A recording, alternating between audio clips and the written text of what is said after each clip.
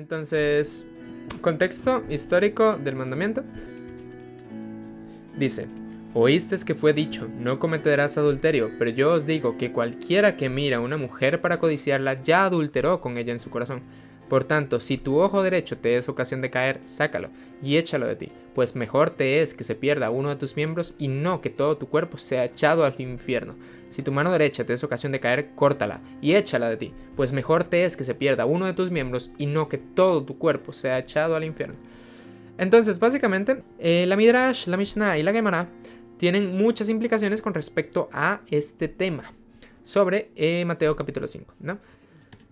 Oísteis que os fue dicho, ¿no? Esta frase, espero que nadie se le muera el literalista interno, pero esta frase muy probablemente no está dentro de los manuscritos originales.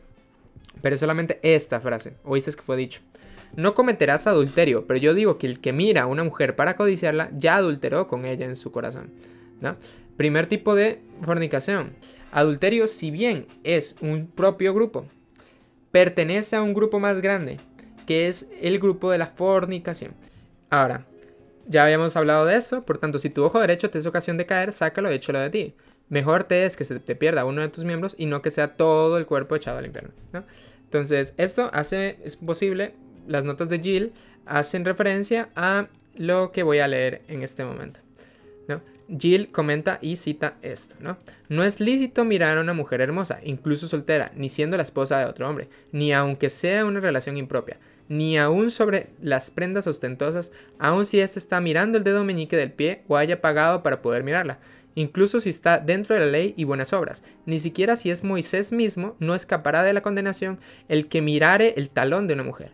Nunca tendrá hijos virtuosos, jamás un hombre cruzará un puente detrás de una mujer, ni siquiera si es su esposa, ni si se encuentra con ella en un puente. Debe llevarla al lado. Y el que no lo haga no tendrá parte en el mundo venidero.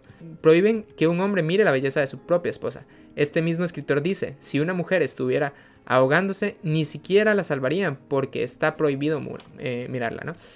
Gill es un comentarista de los años 1960. Él hace comentarios de la Midrash y él nota este tipo de tópicos. Estas eran creencias comunes que estaban en el tiempo de Jesús, ¿no? Ahora, no todo esto se toma de esta forma, ¿no? Por ejemplo, no logré encontrar todas las citas a las que hace referencia, pero encontré dos, ¿no? La Nedarim 20b1 del Talmud babilónico dice, ¿son tan hermosos tus hijos? Ella le dijo, mi esposo no conversa conmigo mientras tiene, bueno, no voy a decir esto, ni al comienzo de la noche ni al final de la noche, sino a la medianoche. Y cuando conversa conmigo, mientras, revela un palmo de mi cuerpo y cubre un palmo. Y se cubre como si estuviera coaccionado por un demonio y se cubre a sí mismo por miedo, ¿no? Básicamente aquí está narrando una pequeña historia, que es básicamente la historia de un rabino. Este rabino básicamente tenía mucho miedo de que no se llegase a observar piel, incluso en estos ámbitos, ¿no? Eso está en la Nedarim. Luego tenemos otra referencia en la Sabbat Fol que dice, el rabino Sheshet dijo, ¿cuál es el propósito de la escritura para las joyas en el exterior con las joyas del interior? Te digo, todo el que mira el dedo meñique de una mujer parece estar mirando el lugar de la debilidad.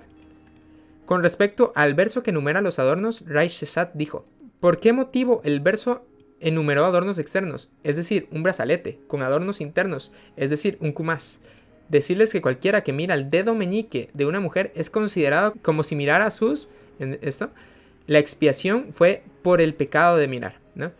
Básicamente el problema es que la gente de este periodo tenía mucho miedo y por eso es que a día de hoy incluso los musulmanes siguen teniendo este tipo de vestimentas. Este tipo de vestimentas que cubren la totalidad del cuerpo, ¿no? Entonces, este tipo de prácticas, John Gill cita como, si se estuvieran ahogando pidiendo ayuda, no la rescatarían por el miedo de verle los talones. ¿No? Es este tipo de ideas las que reinaban en este periodo, ¿no? Es hasta ese punto el que llega el legalismo del judaísmo de este periodo, ¿no? Entonces, es hasta este punto donde por el cumplir la ley llegan algunos judíos, ¿no? Entonces Jesús, en vez de cuestionar estas prácticas directamente, lo hace utilizando cosas y apelando a estas cosas que ya son del visto público para dejar o enfatizar un un evento más fuerte, ¿no? Voy a decir el siguiente evento, ¿no? Si tu mano derecha te es ocasión de caer, córtala y échala de ti, pues mejor te es que se te pierda uno de los miembros, todo tu cuerpo sea echado al infierno, ¿no? En esos tiempos, un hombre no se podía autocomplacer, porque Talmud babilónico Nidá 13a1. Con respecto a cualquier mano que sea diligente en examinar las emisiones corporales para determinar la impureza ritual, entre las mujeres esa mano es digna de elogio, pero entre los hombres tal mano debe ser cortada, ya que esta acción puede conducir a una emisión seminal en vano, ¿no? Entonces, entre mujeres, como técnicamente no había un ritual de impureza, o sea, la emisión de semen es impureza para los hombres, pero como las mujeres no tienen espermatozoides, básicamente, entonces para una mujer estas prácticas eran dignas. Sin embargo, para un hombre no. Esto es curioso, ¿no? Por eso es que no es bueno citar el Talmud babilónico para castigar este tipo de prácticas, ¿no? Pero con los hombres es curioso, porque si un hombre llegaba a hacer o autocomplacerse, como diría Crisaurio, le llegaban a cortar el brazo hasta 1/3, o sea, hasta la altura del ombligo, en posición anatómica. Y es como que, bueno, le queda el muñoncito nomás a una persona que llega a hacer esto. Y dice el Nidá 13a2, si van a hacerlo, háganlo con 2 piedras. Entonces es como que, bueno, tampoco usen telas, ¿no? Porque las telas transmiten el calor. Bueno, o sea, tienen que tener mucho cuidado con este tipo de cosas. Luego uno de esos rabinos dijo, oye, pero eso no les parece un poco absurdo, digamos, ¿qué va a pasar entonces con las personas que necesiten saber si tienen algún problema con respecto a eso? Ellos dicen, bueno, está bien, vamos a permitirlo, pero solo pueden ser encontrados 2 veces, no 3. Y eso también es un poco interesante, ¿no? Pero sí, básicamente esa es la idea. Entonces, ahora sí, entendiendo el contexto histórico, vamos a interpretar el pasaje correctamente. No cometerás adulterio, pero yo digo que el que mira a una mujer para codiciarla, ya adulteró con ella en su corazón, ¿no? O sea, no hace falta que muestre piel. Con que usted mire a esa mujer con ganas de codiciarla, ya ahí estás en un problema. Aún si solamente ves tela negra. Por tanto, si tu ojo derecho te es ocasión de caer, sácatelo y échalo de ti, pues mejor te es que se pierda uno de tus miembros y no que todo tu cuerpo sea echado al infierno. Y si tu mano derecha te es ocasión de caer, córtala y échala de ti, pues mejor te es que se pierda uno de tus miembros y no todo el cuerpo sea echado al infierno. ¿Por qué? Porque está diciendo, hey, ustedes no tienen ningún reparo en cortarse el brazo y dejarse nada más un muñón.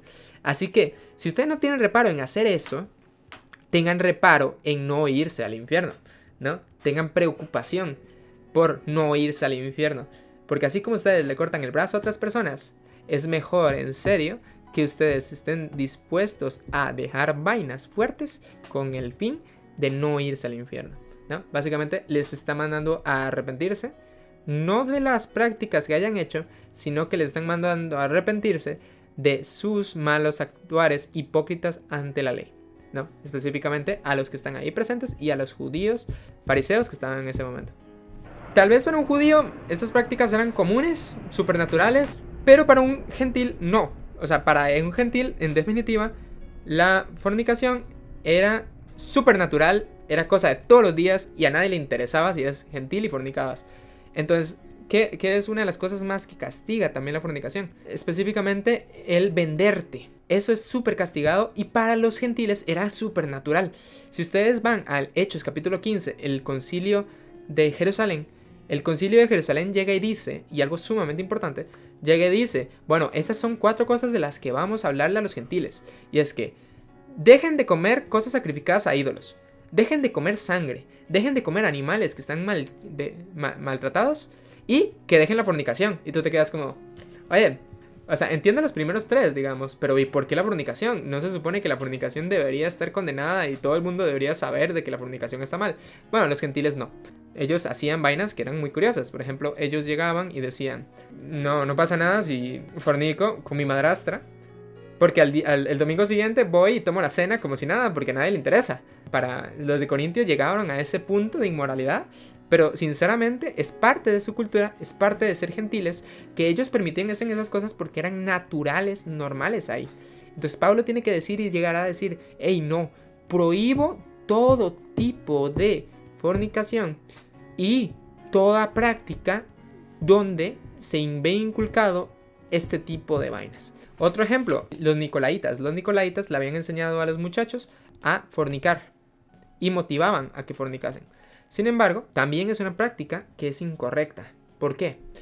Porque para ellos era natural, era algo bien visto, eran gentiles que más o menos entendían apenas lo que...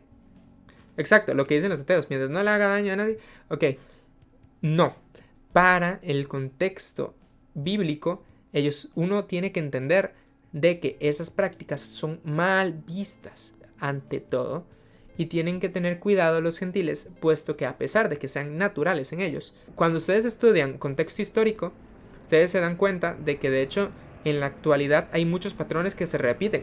Los nicolaitas creían lo mismo que creen muchas personas a día de hoy, personas del mundo. Para el mundo es normal, para nosotros no es normal. Y no era diferente para los cristianos de este periodo. Para los gentiles era normal, para nosotros los cristianos de la iglesia de Cristo no es normal, ¿no?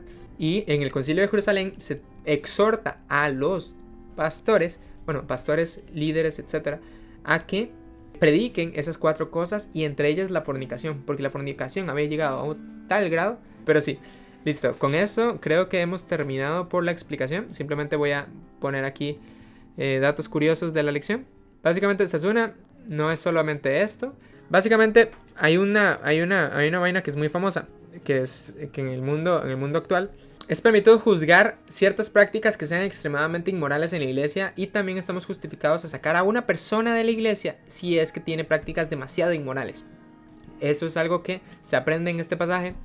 No en este pasaje que analizamos, pero sí que se aprende en el mandamiento en sí. Sí está justificado el hecho de sacar a una persona por prácticas demasiado inmorales de una iglesia. No solo fornicación, o sea, en general cualquier práctica que sea muy dañina para la iglesia, ¿no? Y ya lo he explicado varias veces. La idea de dejar que la persona viva su vida temporalmente en el pecado, entregándolo a sus pasiones. Si esa persona verdaderamente era cristiana, se va a dar cuenta que sus pasiones no lo llevaron a nada bueno y va a regresar eventualmente. Tarde o temprano regresan, ¿no? Algunos regresan embarazadas. Algunos regresan con un hígado dañado. Algunos regresan con un páncreas roto. Pero de que regresan, ¿no?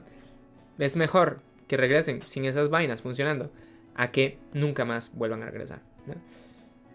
Hay algunas que tienen una vida normal, entonces no van a extrañar la iglesia, pero eventualmente si tienen un amor genuino van a saber lo que es eso.